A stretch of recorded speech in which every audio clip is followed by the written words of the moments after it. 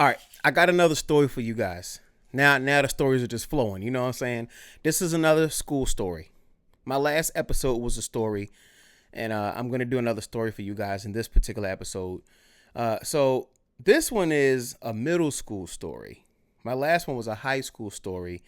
And this just ties into like when I always tell you guys to do what you love your job. There is a such thing as purpose. There is a such thing as feeling good when you go to work, whether you're an entrepreneur, you know what I'm saying, or whether you work somewhere. It's possible to work somewhere and be in purpose. It's possible to be an entrepreneur and be in purpose. Because there was like this fight in the black community within the last 5 to 7 years of, oh, you an entrepreneur? You stupid. You don't know where you getting your money from. Oh, you work a job? You got a boss. You got somebody telling you this and that. You ain't an entrepreneur. Like all of these black culture just fights, and it gets on my nerves. But the truth is, be in purpose, right? At the end of the day, be in purpose. It gives you natural patience. So with that said, let's go.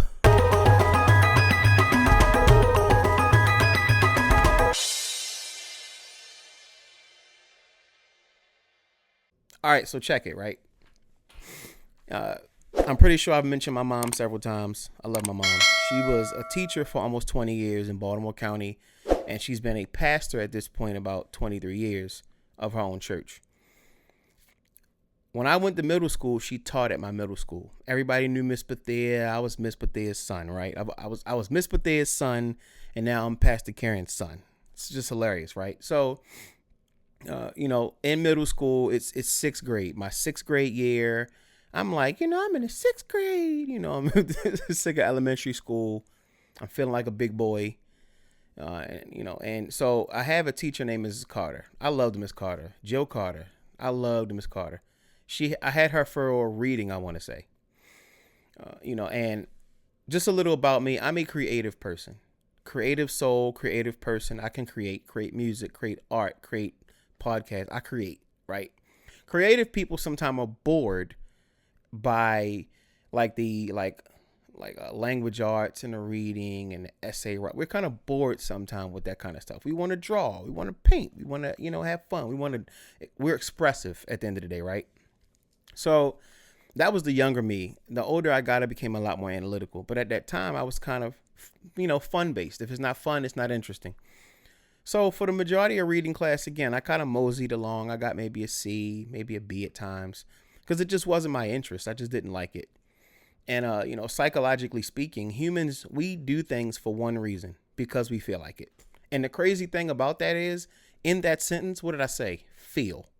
Feel like it. Feelings lie to you, which is another reason why so many people waste their youth, right?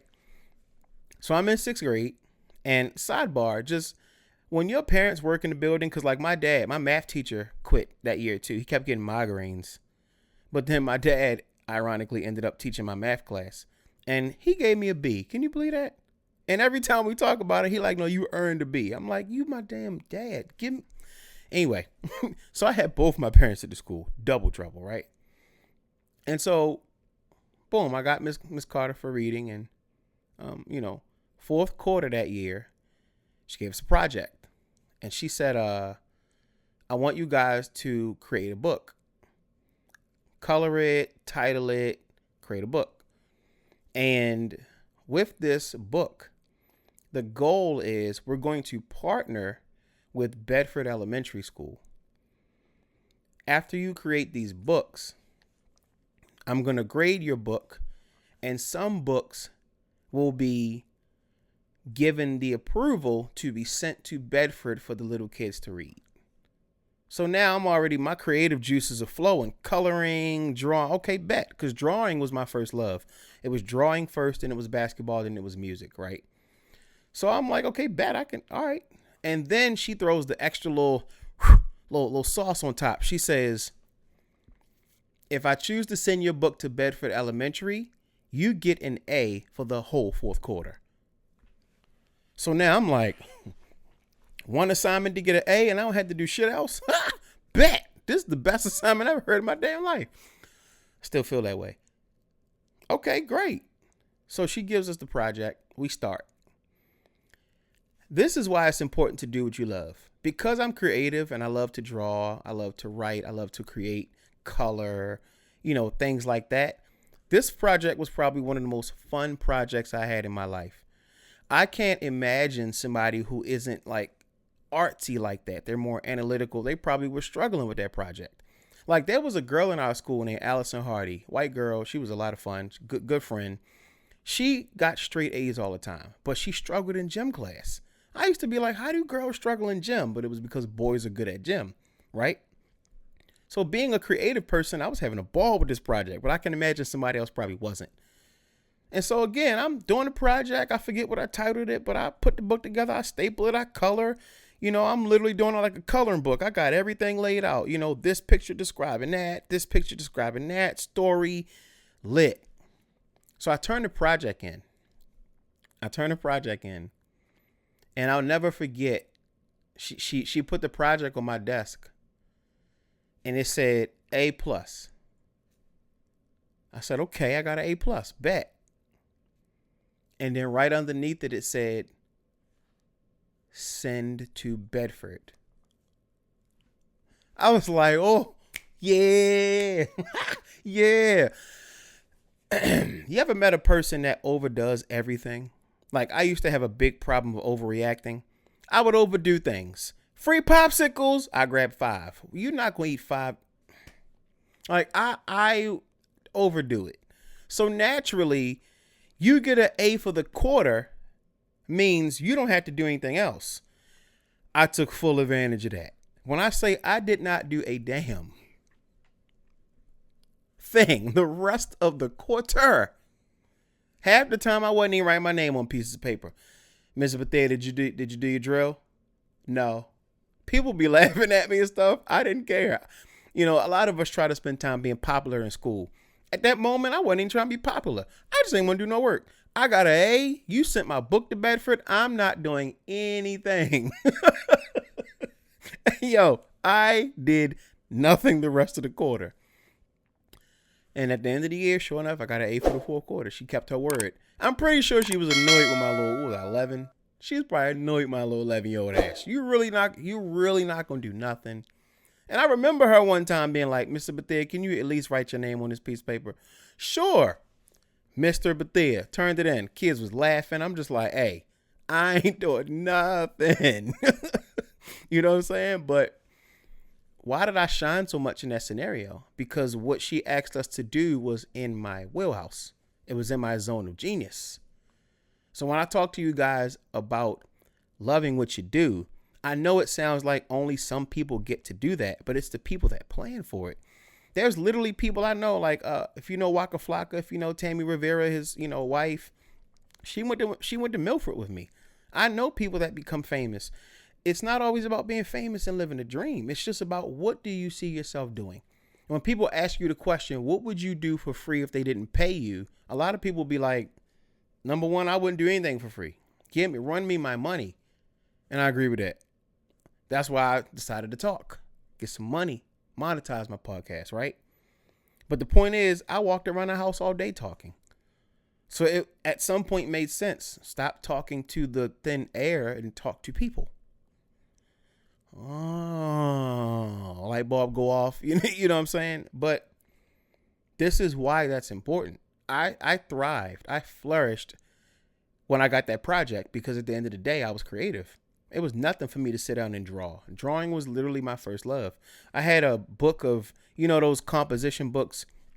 I had a composition book full of designs by like 12. Designs, logos, shirts, pants. I mean, I had a clothing line actually at one point. Me and an ex-girlfriend of mine, she actually, she hit me recently like, yo, would you revive the clothing line? So we talking about some stuff clothing wise, but like literally like I was in my zone. And I think a lot of time people don't really know what their zone is. And I think that's the real problem. Nobody really said to you in your childhood, what do you love? What do you like? Let's try some things. Like my daughter has done dancing. My daughter has done gymnastics, but my daughter loves to sing and she's really good at it. She's learning the guitar. Like some of you guys didn't have parents who zoned in on what you were good at as kids. So the older you got, you just kind of, Like my parents gave me the generic advice, and it was good advice, but you're good at computers, go to school to do that. And they weren't wrong, but because I loved music out of high school, the advice should have been go to music school. Oh, like I didn't think about it that way at that time, because music seems like such a pipe dream, and it seems like there's no straight direct path into the music industry, but there kind of is, actually. Like there's an artist that I just listened to his album like last week. I forget his name, but he has a song called Roses. I walked in the club and I can bend the singing low. That song, you already know. I was like, how did this guy get so hot so fast? Well, he was a writer. He was a writer in the industry, and then he decided to be an artist. I mean, he had like Kanye West on his album 2 times. I'm like, how you pull Kanye? The guy's a songwriter. So I never thought about it until pretty much like a year ago. Go to music school if you want to be in the music industry. And I know there's somebody out there that's like, duh, Jamaal, you didn't think of that? No. And I guarantee a lot of people didn't think of that. Because especially when you have YouTube, most people are like, I'll just put a video on YouTube and try to go viral. So me and my daughter, look, she's going to high school for vocal music. We trying to get her into Berkeley. I wasn't put on the path. I'm putting her on the path. But it's important to identify what you're good at and what you love early on. Else you end up being that, let's face it, right? Sex is how we create people. You're going to have sex at some point. So a lot of adults end up having families that they have to support. And they're kind of like, well, I guess I'll just get a damn job somewhere. But the problem is you didn't identify what you loved, what you were good at, and what you really wanted to do in the first place.